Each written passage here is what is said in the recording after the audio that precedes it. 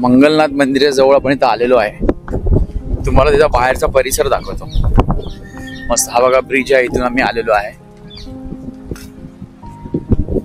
याला बोलतात रामघाट. दिसतोय तुम्हाला? बघा किती सुंदर आहे. खाली उतरूया आपण जरा. घाण झाली सगळी पाण्यामध्ये. रामघाट दिसलं.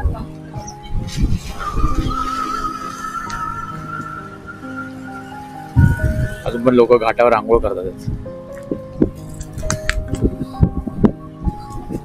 हे बघा थोडस पाणी घाण झालेलं आहे. असं घाट वगैरे मी फर्स्ट टाइमच बघतोय, कारण की मी कधी अशी मध्य प्रदेश मध्ये फर्स्ट टाइम आलोय ना. घाट वगैरे ते मला कधी माहितीच नाही आणि मी कधी बघितलं पण नाही. तर टीव्ही मध्येच बघितलं होतं, पण आता इथे साक्षात बघतोय.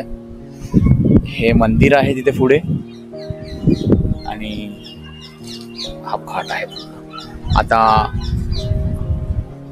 दिसतोय तुम्हाला छान पैकी. चला आता मंदिरात जाऊया आपण.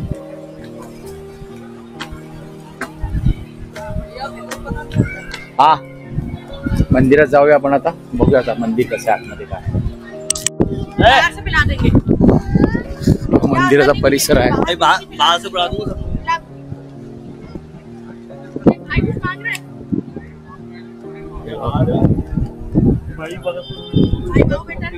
या साईडला उत्तरेश्वर महादेव मंदिर आहे. हे मेन मंदिर आहे. चप्पल गाडी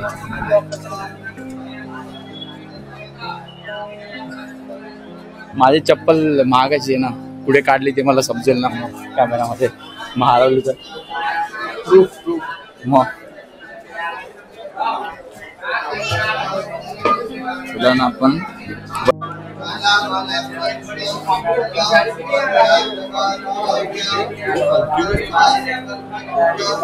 ते जे ग्रह दोष वगैरे असेल म्हणजे तुमच्या तिथे पूजा चालू असते. हे लोक इथे पूजा करतात. ग्रह दोष वगैरे असेल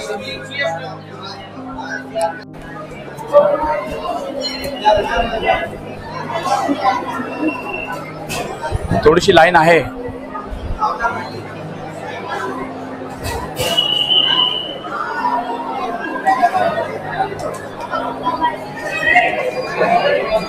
आपण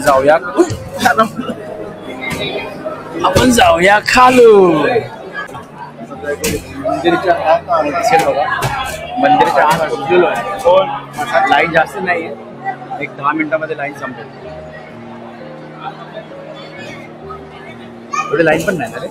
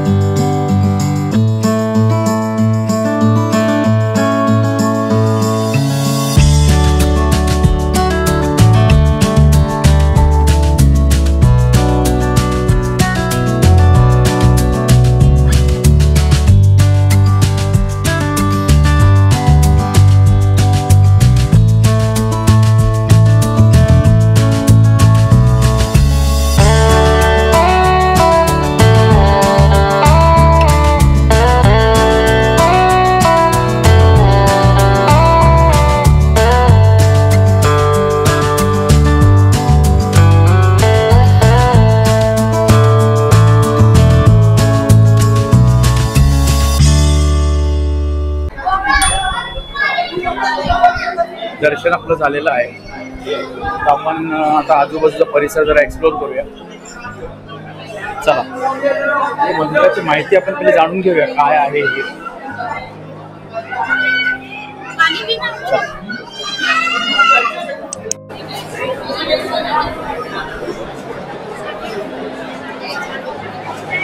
गणपती बाप्पाचं मंदिर आहे इकडे, तुम्हाला दिसेल.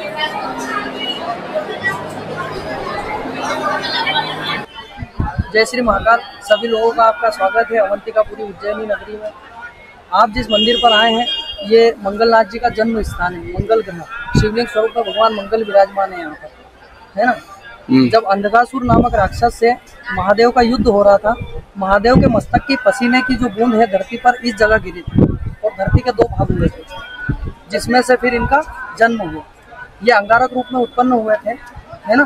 तो इनकी शांति पूजा के लिए यहाँ पर चावल को पका के चढ़ा के पूजा किया जाता है। ये यहाँ का विशेष महत्व है। और विश्व का ये एकम है वो मंदिर है ना? पूरे विश्व में एकमात्र मंदिर है मंगल देव का जन्म स्थान। अच्छा। और ये मंदिर ऐसा क्यों है? मतलब वो ऊपर का जो मंदिर का जो भाग है वो पुराना दिखता है और ये सब नया, मतलब कैसे, मतलब मंदिर पहले कैसे था? मंदिर पहले व्हाइट कलर के स्टोन में था। अच्छा। हाँ, तो ये क्या है कि 2016 सिंहस्थ के बाद में फिर गवर्नमेंट ने काम काज शुरू किया था इसका, तो उसके बाद से फिर अभी काम चल ही रहा है। तो ये पहले पहाड़ पे था क्या? पूरा पहाड़? ये किले पर मंदिर है जिसको पूरा कवर करके दीवार के माध्यम से कवर करके बनाया गया है। लोगों को ऐसा लगता है कि ये स्थापित मंदिर है, लेकिन स्थापित नहीं है, स्वयं हुए मंगल भगवान यहाँ पर। और मंगल भगवान के वाहन मेंढा है, भेड़। मेंढा, इसलिए वो बाहर मेंढा जा। बराबर। और सारे बड़े मंदिर उज्जैन में ही है यहाँ पे? हाँ जी, यहाँ पर महाकालेश्वर महादेव मंदिर है ना, जो कि 12 ज्योतिर्लिंग में से एक सबसे बड़ा ज्योतिर्लिंग माना जाता है। और सिद्धि माता का मंदिर है जो शक्तिपीठ माना जाता है। यहीं से पास में 110 किलोमीटर आगे सर्व सिद्ध माँ अष्टम महाविद्या पीताम्बरा माँ बगलामुखी का भी मंदिर है। यहाँ से 110 किलोमीटर पड़ता है। अच्छा, थँक यू भाई। जय श्री।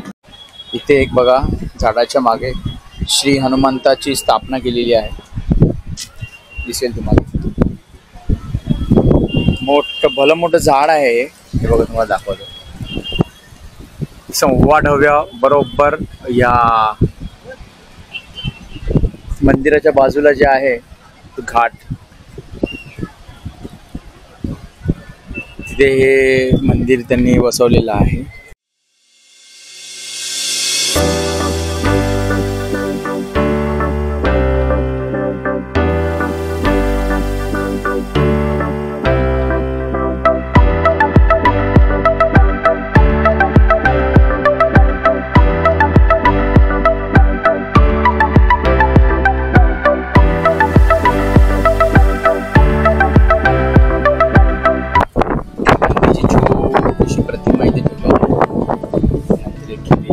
शंकराची पिंड आहे।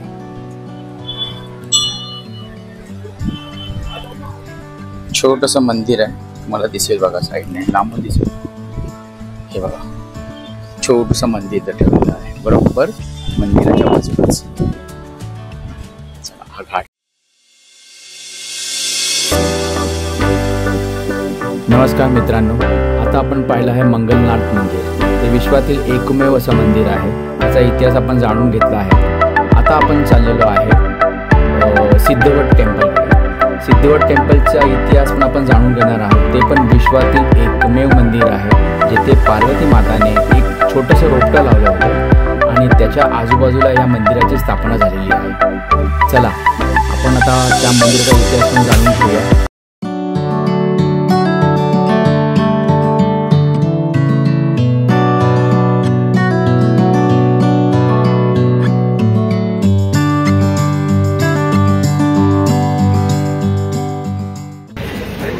घाट आहे इकडे, आपण चुकीच्या ठिकाणी आलेलो। पहिलं आपण मंदिराचं दर्शन घेऊया।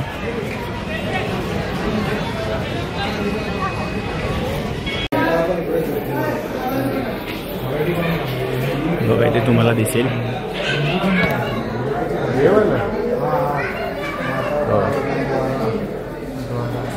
विक्रम वेताळ आहे, सिद्धवट महाराजांचं बुद्ध आहेत, माँ पार्वती वैकुंठ द्वार, महापार्वती वैकुंठ द्वार आहे मंदिराचं।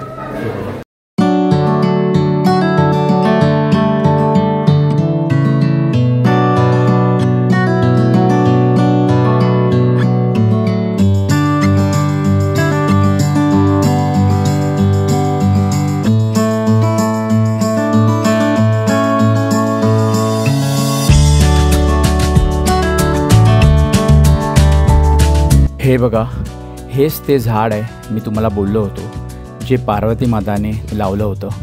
हे बघा, हे बघा दिसतंय, हेच ते आहे.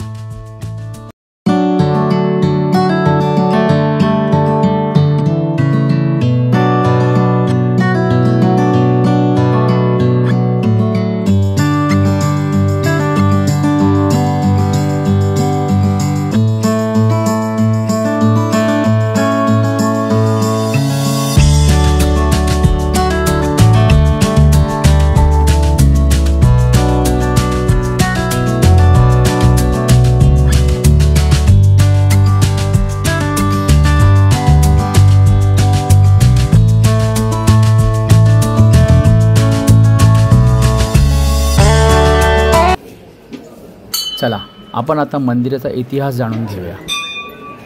पंडित ज्वलन चतुर्वेदी अवंतिका नगरी स्थित जिस भगवान का आपने दर्शन किया है, ये माता पार्वती जननी स्वयं माता पार्वती ने अपने हाथों से इस वटवृक्ष को लगाया है.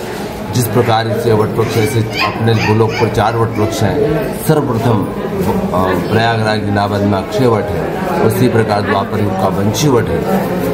अवंतिका नगरी प्राचीन अवंतिका नगरी त्रेता युग का सिद्ध वट है, उसे बौद्ध वट कलयुग काल का है. इसी प्रकार माता पार्वती ने स्वयं अपने हाथों से रोपित कर यहाँ पर माता पार्वती ने तप किया, उनको पुत्र कार्तिकेय की प्राप्ति हुआ. जिस राक्षस का वध करने के लिए उनका जन्म हुआ और जिस राक्षस का वध किया उनको यहाँ अवंतिका नगरी का सेनापति बनाया गया. जिस राक्षस का वध करने के उपरांत जो शक्तियाँ थी वो शक्ति इस नदी में लीन हुआ. जब त्रेता युग से तीर्थ को शक्ति तीर्थ सिद्धवट के नाम से जाना जाता है. माता पार्वती ने अपने पुत्र कार्तिकेय को इस वट के नीचे भोजन कराया है. उसी प्रकार यहाँ के राजा विक्रमादित्य उन्होंने यहाँ पर बैठकर तपस्या की, बैताल को अपने वश में और सिद्धि प्राप्त करी है. जिस प्रकार बौद्ध गया में पूर्व पितरों की शांति होता है, इसी प्रकार भगवान सिद्धवट त्रेता युग में यहाँ वटवृक्ष के रूप में भगवान सिद्धवट है.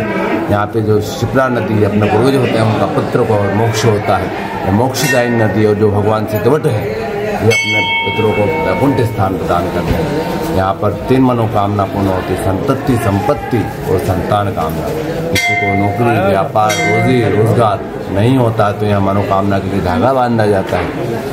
और किसको संतान नहीं होती, किसके यहाँ संतान है उसको वंश वृद्धि के लिए संतान. यहाँ सब माता पार्वती और भगवान सिद्धवट के सामने उनको उल्टा सूत्रिक बनाए जाते हैं, वहाँ से उनको फल दिया जाता है. उस फल को पति पत्नी खाते, उस फल से प्राप्ति उपरांत जो कि फल का प्रदान होता है, जब मनोकामना पूर्ण हो जाती है यहाँ पर स्वस्तिक को सीधा किया जाता है. और अपने पितरों का मोक्ष स्थान है.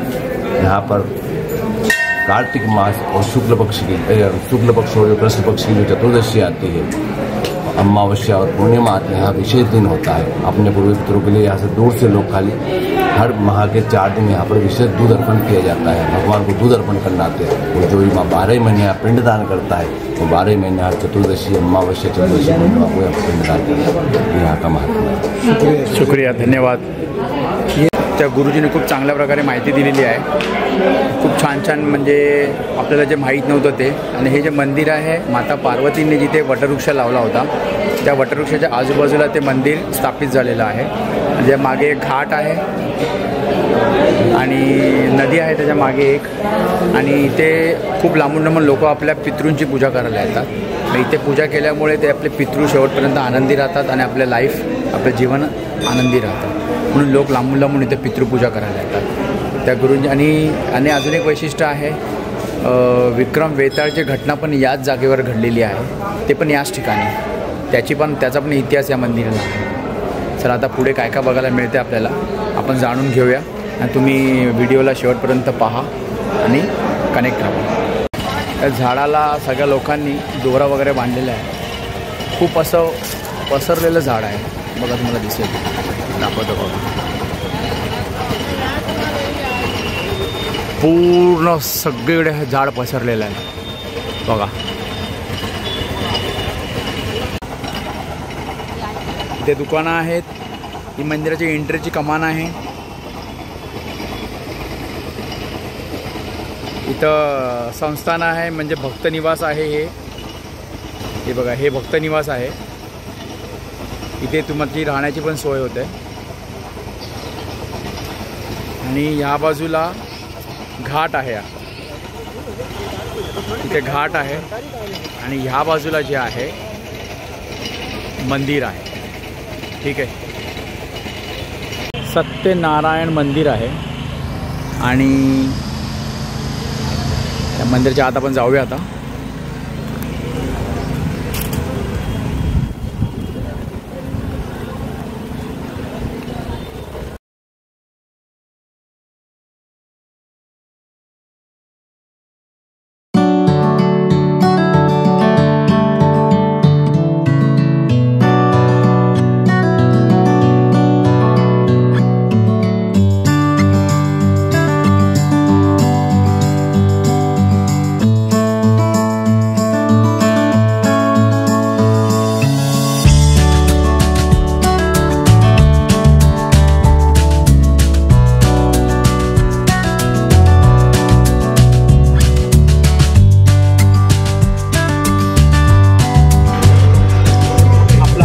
इथेच आपण एंड करतोय. तुम्हाला हे मंदिर विश्वातलं हे एकमेव असं मंदिर आहे, सिद्धपीठ बोलतात त्याला, एकमेव असं मंदिर आहे. बरोबर ते आपल्या भारत देशाच्या बरोबर मध्यभागी आहे. आवर्जून याला भेट द्या. हे उज्जैन परिसरामध्ये येतं. बरोबर आपला महाकालेश्वर मंदिराच्या आसपासच आहे. तुम्ही नक्की ते भेट द्या. पार्किंगला उपस्थित जागा पण आहे, राहण्याची सोय पण व्यवस्थित आहे. आता आपले मंडळी इथे काय करतात बघूया. हे बघा, मंडळी आपली इथे सोडा पप लिंबू पाण्याची पार्टी चाललेली आहे. ठीक आहे. हा व्हिडिओ तुम्हाला कसा वाटला कमेंट करून सांगा. लाईक करा, सबस्क्राईब करा, शेअर करा, व्हिडिओ पूर्ण बघा. खूप छान आहे. नवीन नवीन माहिती तुम्हाला भेटेल. चला भेटू नेक्स्ट ब्लॉगमध्ये. रामकृष्ण हरी.